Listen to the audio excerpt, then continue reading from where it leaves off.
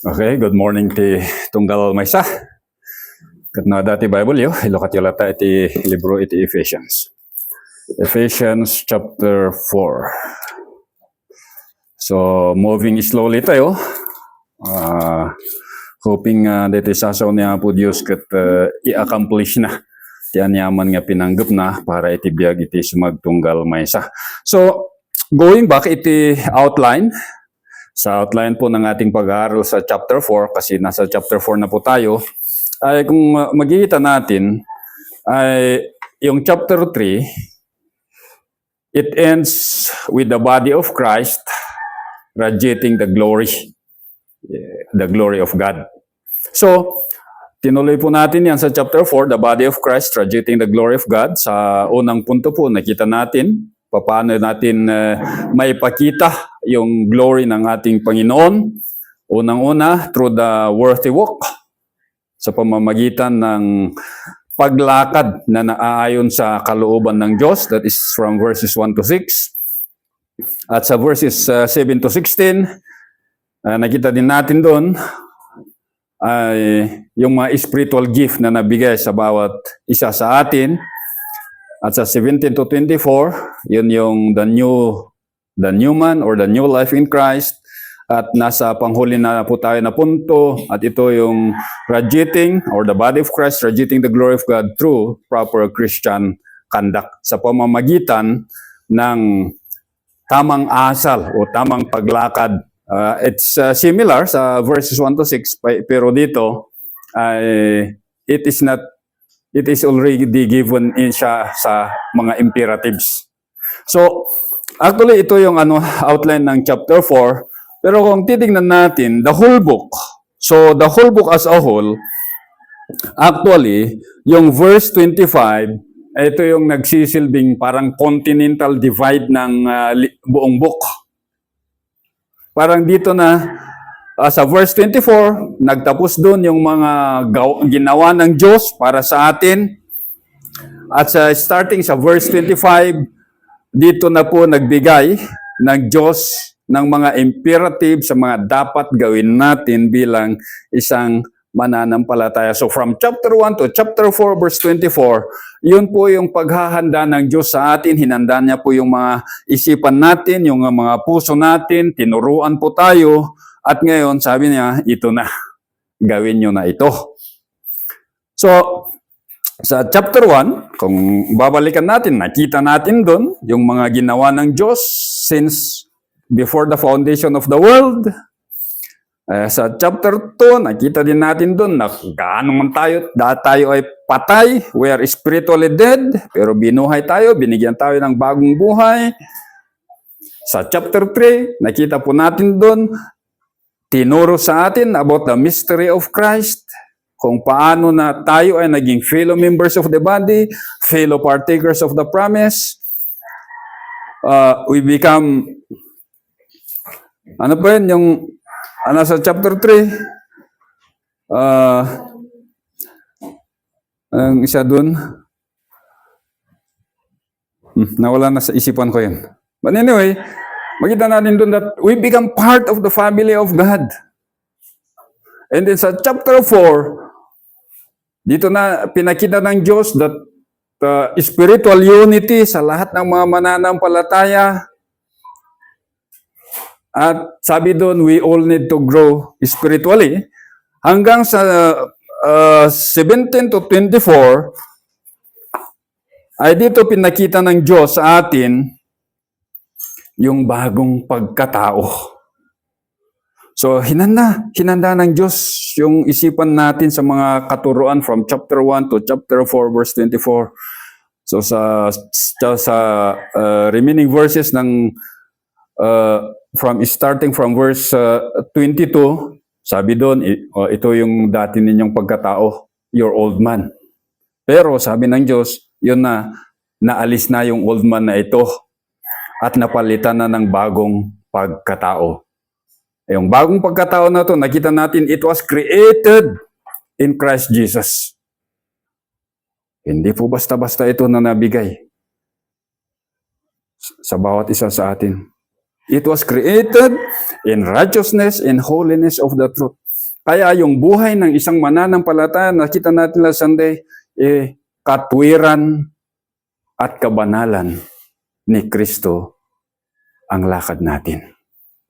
So, sa verses 22 to 24, dito na parang sinabi ng Diyos, ito yung buhay mo noon, pero ngayon may bago ka ng pagkatao at yung isipan mo pa tuloy-tuloy yung pagbabago. So there is that continuous renewing in the mind of the believers. Kaya sa buhay po natin, wag po tayong manlumo kung sa paglakad natin ay parang ang hirap. Pasalamat tayo kasi hindi biglaan yung pagbigay ng Diyos ng kanyang mga kautusan na gawin natin. At saka yung pagbabago na ginagawa niya sa isipan natin ay slowly. Hindi biglaan. Kaya pasalamat tayo. Kasi patuloy yung pagbabago na dumarating sa buhay natin. So, dito, sa proper Christian conduct, ang outline na ginawa ko dito, ganito. So, the body of Christ, radiating the glory of God through the proper Christian conduct, una, sa pamamagitan ng truthful communication.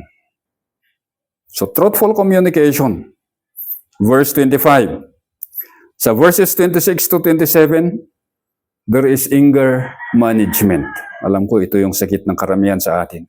Nagaya ko. Anger management. Tapos, verse 28, this is laboring for generosity.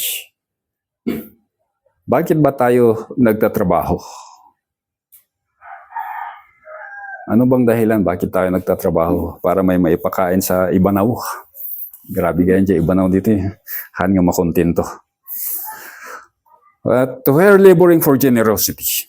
And then from 29 to 30 is speech therapy. Speech therapy. At saka sa verses 31 and 32, this is communal interrelationships. Paano ba yung pagtrato mo sa kapwa mo mananampalataya? So, yun po yung 29 and 30. So, sabi ko kanina, chapter 4 verse 25 is the continental divide ng book of Ephesus. At sa verse 25, nagsimula ito sa conjunction na therefore. Therefore, so pagkatapos ng word na therefore na yon, ay sunod-sunod na yung mga negations, yung mga exhortation at saka yung mga imperatives. Yung negations, ito yung mga pinagbabawal na hindi dapat gawin. Yung mga exhortations, ito yung mga sinasabi na ito, gawin mo to, ganito. At saka sa imperatives, ito na yung mga kautusan na dapat nating gawin bilang isang mananampalataya. So, sa verse 25, dito na po magsisimula yung mga bagay na hindi dapat nating gawin, yung dapat na tanggalin natin, na natanggal nung nawala na yung old man natin or na inalis natin si old man at napalitan sa new man. So, kung titignan natin, sabi natin sa ating previous na pag-aaral, yung pag-alis kay old man, yun po is aorist middle. Ibig sabihin, aorist tense, nangyari po yun nung namatay ang ating Panginoong Hesukristo sa cross. Yung middle voice, yun po nung naintindihan po na natin yung Ebanghelyo. When we understand and believe the gospel. Pati rin yung yung halos parehas, yung put on at saka put off. Parehas na aorist middle ang mga yun. Pero yung renewing, sabi natin, it is a present passive. Ibig sabihin, tuloy-tuloy na binabago ng banal na espiritu yung isipan natin sa pamamagitan ng kanyang salita. At sabi ko nga, sa verses 25, dito na mag-uumpisa yung mga pagbabago na yun. Ano ba yung mga dapat na tanggalin? Ano ba yung dapat na ipalit sa isipan natin? So, unang makikita natin dito is yung truthful communication. Ewan ko ba kung bakit truthful communication kaagad-agad? Pwede naman na iba. So, Sabi natin kanina, ang verse ay nag-umpisa sa conjunction na therefore. So therefore, sabi ni Bible Hub, ibig sabihin ito ay isang conjunction na nagsasabi na you look backward, tingin ka sa nakaraan para makita mo yung kabuuan sa hinaharap. Parang tama yung sinasabi nila na, nakalimutan ko na. Yung hindi marunong lumingon. Ayun na. Basta. Parang ganun yung therefore nito. Ay kailangan makita mo yung kabuuan ng nakaraan para maintindihan mo at magawa mo yung nasa sinaharap. Para maintindihan po natin. Magawa po natin ng nararapat. Yun po yung ibig sabihin ng word na therefore na ito. Kaya, maganda na babalikan natin yung nakaraan at pagkatapos ng nakaraan na ito naharapin natin yung katotohanan na hinaharap natin. So, ang isa dito na nakaraan is yung old man ay natanggal na. It has been put off. At saka yung new man ay ito na yung ginamit na natin. At meron na yung patuloy na pagbabago na ginagawa ng banal na espiritu sa isipan natin. So, in relation to that, ano na ang gawin natin? So sabi niya, laying aside falsehood. Ito yung unang negation. The first negation in relationship sa ating bagong pagkatao. Ano nang gawin natin? Sabi dito, laying aside falsehood. Tanggalin natin. Laying aside aorist middle ito, pinapakita na ito ay isang one-time, willful, intentional, at deliberate action. Na kailangan natin talagang isang tabi sa isipan natin itong kasinungalingan. Ewan ko ba sa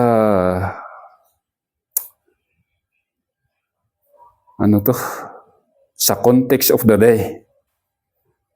Kasi parang noon sa kanila noon, uso daw ang sikat kapag ikaw ay sinungaling. Sikat kapag ikaw ay sinungaling. Pero, alam niya ba kung bakit ito yung unang tinumbok ng banal na espiritu sa isang Kristiyano? Bakit laying aside falsehood? Bakit pa nagkasala ang tao? Bakit nagkasala si Adam at saka si Eva? Because of the lie. Sa kadahilanan ng kasinungalingan ng kaway. At ano ang address ni Kristo sa mga religious leaders sa kanyang kapanahonan? You are like your father, the devil. Na siya yung the father of lies. Ama ng kasinungalingan. So, unang-una is yung kasinungalingan. Sabi niya, lay aside, talagang tanggalin na ninyo. Once and for all. Kasi our stance ito. Pag nalaman natin na mali, tanggal agad. Kailangan yung deliberate decision na, ay, mali ito, kasi nungalingan ito, kailangan mawala to sa aking isipan. Kasi, pag binibigyan pa natin yan ng biblical, defenses, ay, wala nang mangyayari. Wala nang mangyayari sa isipan natin pag binibigyan natin yan ng biblical defenses. Kasi ito yung sa kanila noon talagang ganito. Even the Pharisees sa panahon ni Jesus Christ at para din sa mga taga-Efeso, bagamat sa nakita natin doon that they do not tolerate the works of the evil man, the lies of the Nicolaitans. Pero kung titignan natin, ito yung isang problema din sa kanila. pinahintulutan nila na ang kasinungalingan flourish even within their midst. Kaya mahirap. So, laying aside falsehood. So, sabi ko kanina, this is the articulated lie.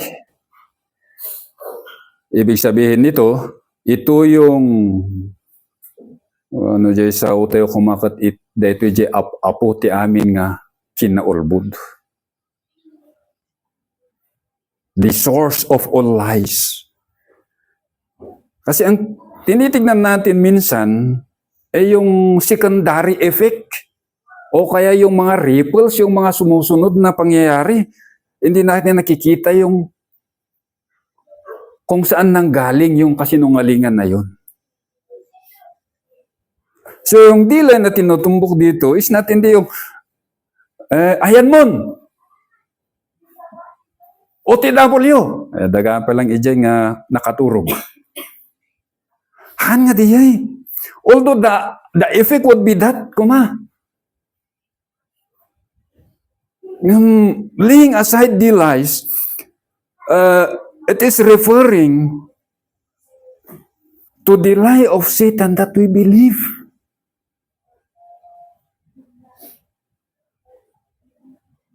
Particular ito sa mga katuruan.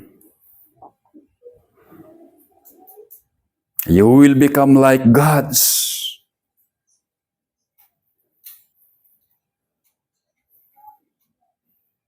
Ikaw na yung pinakamagaling.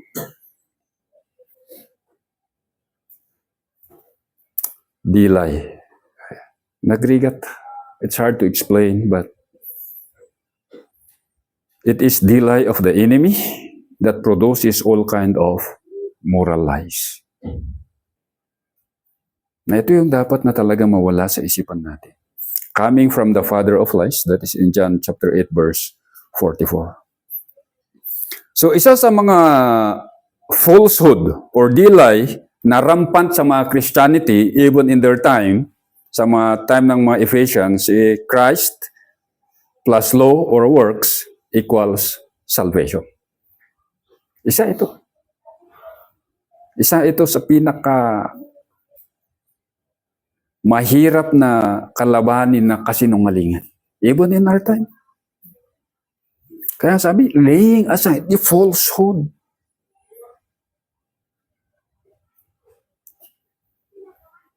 Na ito kailangan natin makita that salvation, kaya kung babalik tayo sa Ephesians chapter 2 verse 8 and 9, salvation is by grace alone.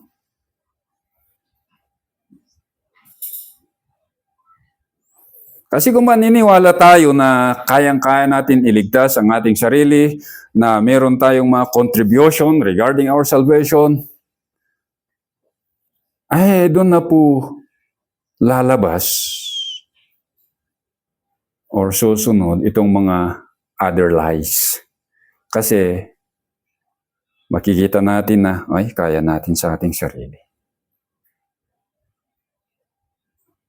At damot intulong ko dyan pa nakaisalakan ko, isang nga oras mabalin niya, aglastog-lastog dito, basit, mabalin na ito.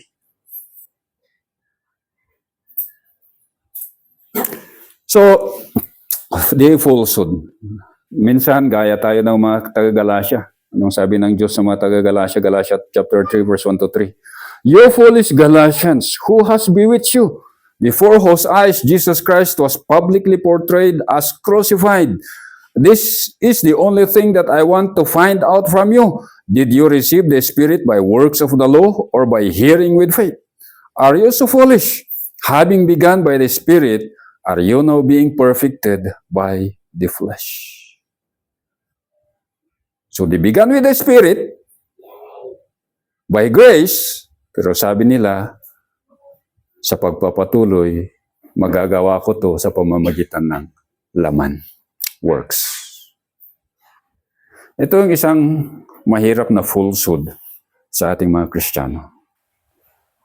At kung hindi natin makita, maintindihan yung falsehood na ito, doon sabi ko lalabas yung other kind of lies kasi we did not fully understand. Hindi po natin lubos na naintindihan yung ating kaligtasan at yung kaakibat ng kaligtasan na yon para sa bawat isa sa atin.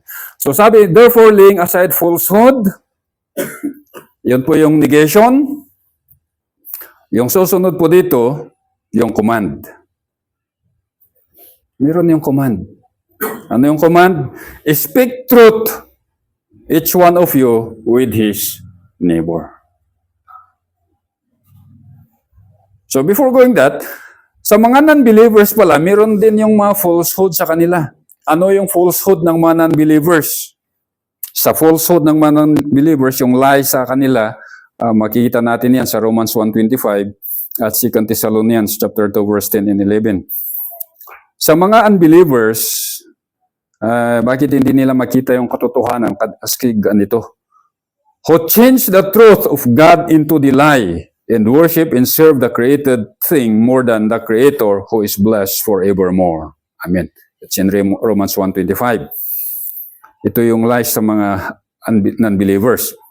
2 Thessalonians 2:10 and 11, in all deceitfulness of the unrighteousness in those perishing, because the love of the truth they did not receive for their being saved.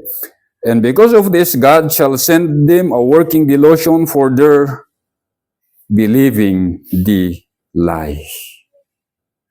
So sa mga non-believer, continuous po yung paniniwala nila sa kasinungalingan. Pero sa ating mga Kristiyano, sabi po, you lay aside. Alisin na natin to. Gawin na natin. At anong susunod? Pagkaalis ng falsehood or delay sa isipan natin, sabi po, speak truth, each one of you with his neighbor. Ang speak po dito, present active imperative. So ito yung unang imperative sa book of Ephesians.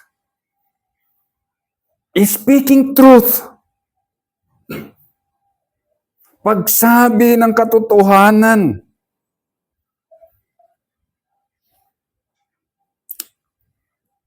Kaya nga kung pinag-aaralan ko 'to, iniisip ko, ano ba kasi yung culture of the day, ano ba kasi yung pangyayari sa buhay ng mga mananampalataya, bakit ito yung inuna na unang kautusan sa mga taga-Efeso na speaking truth. Speaking truth is actually the outward manifestation of the spiritual inward growth of the new man.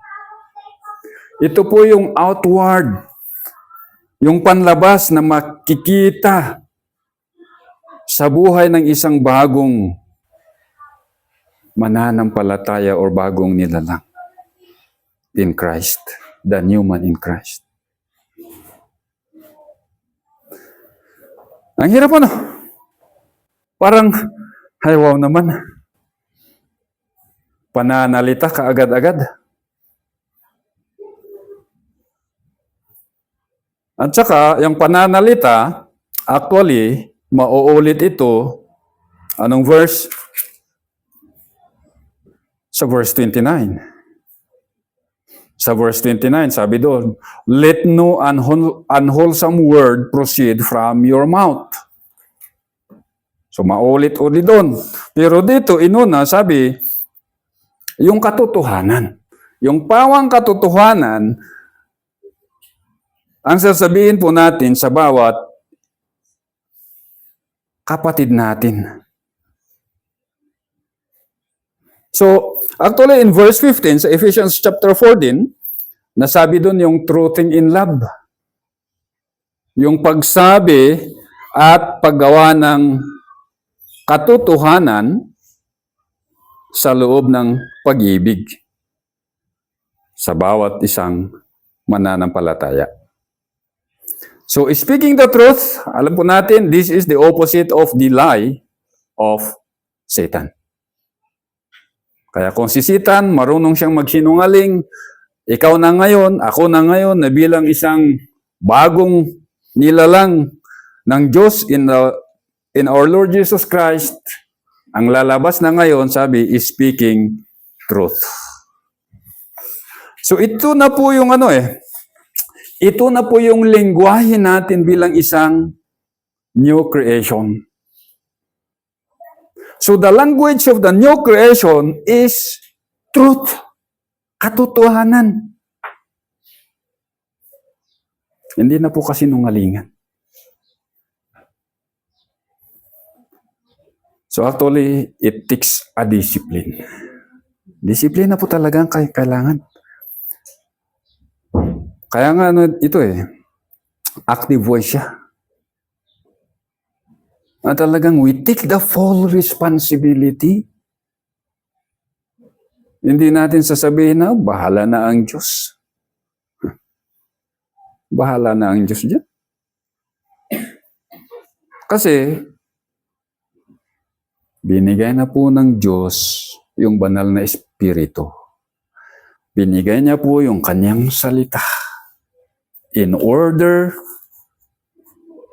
to enable us para bigyan po tayo ng kakayahan na magawa po itong kautusan na ito. Na speaking the truth. So truth, kung titignan ulit natin, anong sabi ni Kristo? I am the way, the truth, and the life. At kung titignan natin sa book of Ephesians, nagamit po yung word na truth 6 times. At lahat po ito, tinutumbok niya yung the gospel of our Lord Jesus Christ. Kaya yung masalita po natin, ay palagi po siyang nakabase sa salita ng Diyos. Hindi po ibig sabihin na kung may sasabihin ka kay Brother Eric, kailangan mo mag-quote ng verse. Baka sabihin mo, Brother Eric, John 3:16, timpla ka ng kape ko. Ay, hindi naman po ganun. But then, yung source po ng ating pananalita ay yung Ebanghelyo. Doon po nakabase yung mga katotohanan para we do not speak lies or yung kasinungalingan. Sabi ni John, sabi niya sa 1 John chapter 2 verse 21, I have not written to you because you do not know the truth, but because you do know the truth, and because no lie is of the truth. Ayun ang sabi ni John. Hindi ako sumulat sa inyo kasi hindi nyo alam yung katotohanan. Sumulat ako kasi alam nyo. And the word here is oida. Nakita nyo, nabasa nyo kung ano tong katotohanan na ito. At saka sa napaggamit niya sa John, yung you know, perfect tense siya. Ibig sabihin, alam nyo na sa isipan nyo, klarong-klaro na ito. Kasi nga, naituro ito, napakinggan nyo. Kaya wala pong rason na hindi po natin alam yung katotohanan na ito. The truth that is in the gospel of our Lord Jesus Christ. At nawa, sabi nga, speak the truth to each one with his neighbor. With his neighbor, ibig sabihin, yung mga kapwa po nating mananampalataya. Far-reaching siguro yung mga unbelievers. Pero in the context, mas lalo na sa susunod na phrase, the context speaks for our fellow believers. Kaya sa kapwa po nating mananampalataya, the command is for us to speak the truth, yung pawang katotohanan. Hindi lang po within only the four corners of the church where we attend, pero lahat po ng ating mga kapwa mananampalataya. And the reason for truthful communication, for we are members of one another. Bakit nga ba kailangan nating i-aside yung falsehood? At bakit naibigay sa atin yung unang kautosan to speak truth with our neighbors? Kasi sabi po, we are members one of another. Ito yung dahilan eh. Ito yung nagsasabi na ito yung dahilan kung bakit gawin natin yung previous na statement. So, sabi po, we are. We are siya. First person singular. Pinapakita that intimacy of unity within the body of Christ. Ito po ay nasa present tense, present indicative, ibig sabihin, ito yung tuloy-tuloy na katotohanan. Na bagamat in this world, sa mundo nating Kristiyano, ang daming denomination, minsan sabi natin ay, hindi ka kasama sa kapatid kong Kristiyano kasi iba yung pangalan ng denomination mo. Hindi. Ang usapan dito is the church as a whole, the universal church. So we are present active imperative, indicative. It is a reality. Diyos na nga nang nagsabi eh. Sa mata man ng tao, parang hindi totoo. Kasi every now and then, you see denomination fight against each other. Parang wala silang Kristo. No? Parang iba-iba yung Kristo nila. But then, yung verb na we are ay pinapakita that unceasing reality that we are members. Actually, ano ba kasi itong members? Members, yung word na member is the Greek word milos. Ibig sabihin limes sa English. At kung bigyan natin po ito ng meaning, ibig sabihin, it is an organic part of the larger whole. Ito ay parte ng mas malawak na pag-iip. Basta, yung whole. This part belongs to this whole. Na yung membro na ito ay kasama siya sa katawan ni Kristo. So we are members. We are part of the body of Christ. At ang nagamit dito is alilon, one another. Bakit alilon? Ano ba kasi ang alilon? Ano ba kasi itong one another? Sabi na ng mga nag-aaral, sabi nila, yung one another, ay ito yung pinakamataas na reciprocal pronoun sa mga Grego.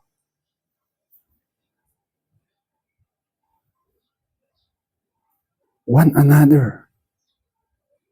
We are members of one another. Ibig sabihin, we are interconnected. Hindi po pwedeng paghiwalayin.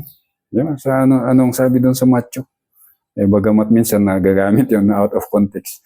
Ang pinaghiwalay ng Diyos, hindi pwedeng pagsamahin ng tao. O ang pinagsama ng Diyos, hindi pwedeng paghiwalay ng tao.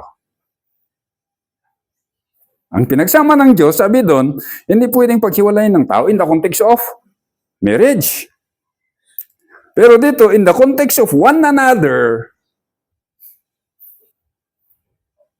ano yung sabihin? Magkaiba man yung pananaw nyo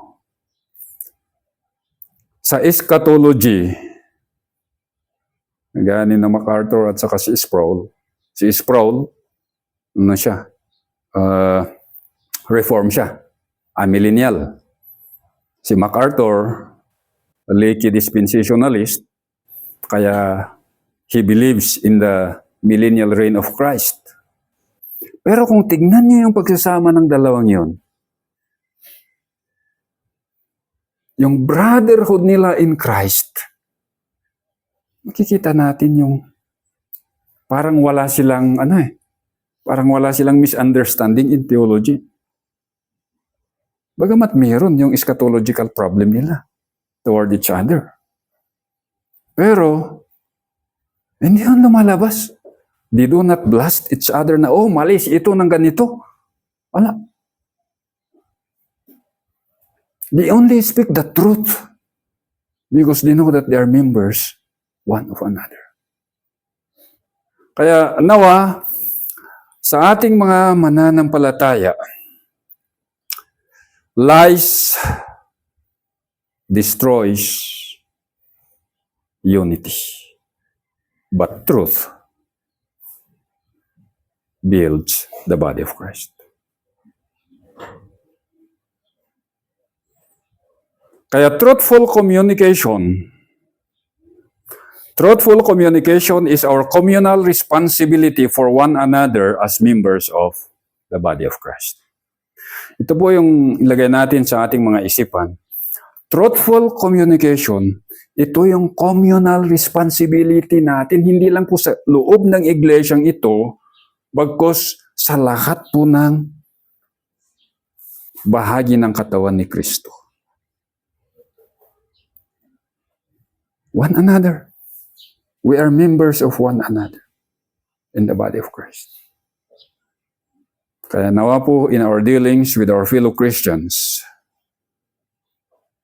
nawa matuto po tayo to only speak the truth that comes from the Word of God. Eh, wala na po sana yung mga siraan. Yes, we do, meron minsan, kasi yung salita ng Diyos, kung babasahin natin, it is for rebuke, reproof, that the man of God may be perfect. Kasama po yun sa speaking the truth, ha? Baka ibaga tayo nga, speaking the truth kat, jay lang, naimbag, ti ibaga, jay lang, kastoy. Hindi. In speaking the truth, correction is included there. Rebuke is included. Hindi po natin sabihin na, ay, madihangkon nga, ibagbagati. It is always included. Rebuke, correction, that the man of God, anong sabi sa 2 Timothy ba dun? That the man of God may be perfect. So, with that, niya po Diyos, tulungan ako madateo, that in our communication as a new man in Christ, ay matuto po tayo in truthful communication. Shall we pray? Father, we want to say thank you sa inyong mga salita naming pinag-aralan sa umagang ito. Bagamat isang verse, pero may this verse be deeply planted sa isipan ng bawat isa sa amin. Yung unang kautusan, to speak truth with our neighbors. Ito po sana ang gawin namin bilang isang bagong nilalang in our Lord Jesus Christ para patuloy po yung paglago po namin sa katawan ni Kristo. So bless your word, Father, at lahat po ito dalangin namin sa pangalan ng aming Panginoong Hesus. Amen.